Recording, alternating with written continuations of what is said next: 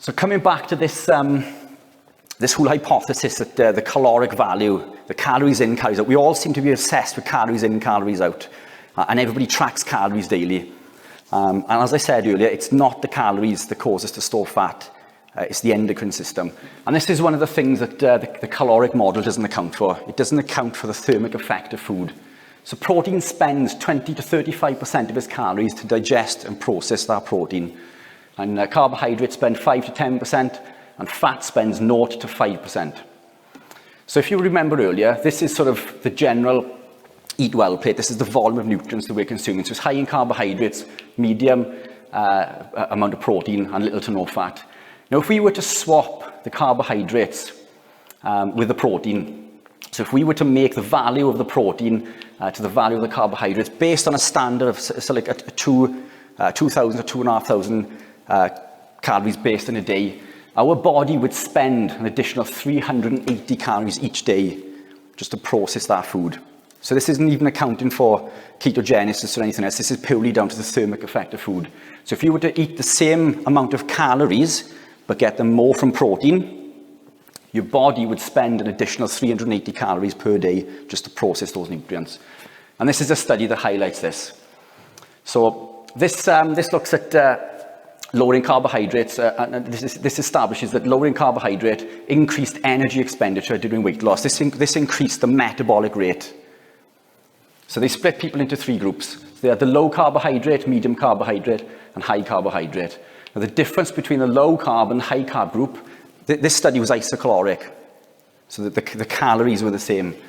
The amount of calories, the difference in the amount of calories spent was 278 between the high carb and the low carb group.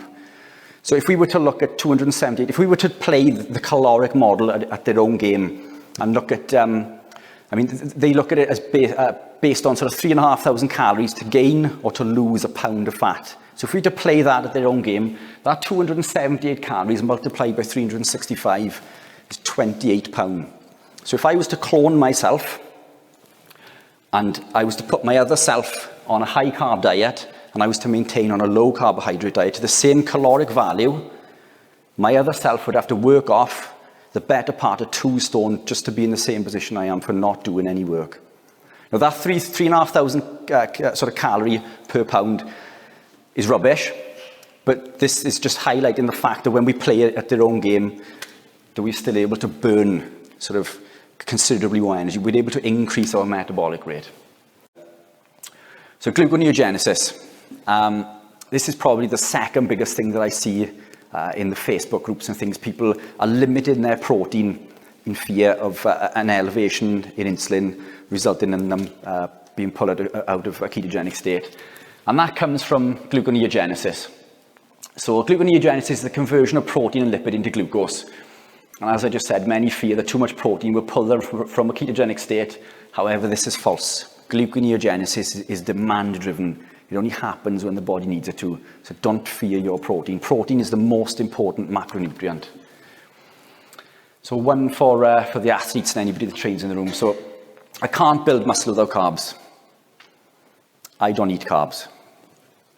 I might not be the biggest person in the world, but I certainly don't have a problem building muscle. So this study looks at whether muscle protein synthesis was higher with a co-ingestion of carbohydrates with protein against protein alone. So basically, they measured the volume of protein and carbohydrates being consumed and seeing if the effect on building muscle was higher in the presence of carbs against 0 carbs and just protein.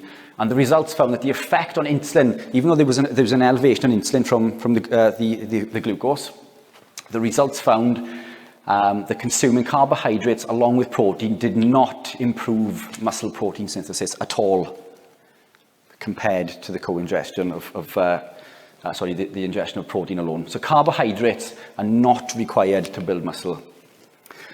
But interestingly enough, when they performed this study looked at the co-ingestion of protein and fat, a ketogenic lifestyle. This randomized controlled trial shows that there was a greater stimulation of muscle protein synthesis when protein was consumed with fat. So we have the ability to build more muscle with fat compared to the co-ingestion of carbohydrates.